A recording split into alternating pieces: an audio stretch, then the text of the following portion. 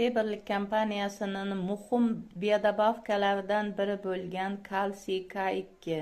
Kalsiy suyaklarimiz va tishlarimizni mustahkamligi uchun muhim ahamiyatga ega bo'lgan element hisoblanadi. Kalsiyga K2 qo'shilgan. K2 esa qon tomirlar devoridagi xolesterin va kristallarni eritish uchun muhim ahamiyatga ega. Kalsiy K2 obedda 1 dona, kechqurun 1 dona, kuniga 2 dona ovqat bilan birga iste'mol qilinadi.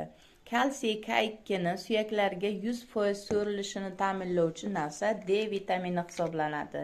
D vitamini tanada yetarli bo'lsa, kalsiy 100% tanaga so'riladi, ya'ni suyaklarga so'riladi. Shu uchun ham men klientlarga kalsiy bergan paytda doimiy ravishda D vitaminini birga qo'shib beraman.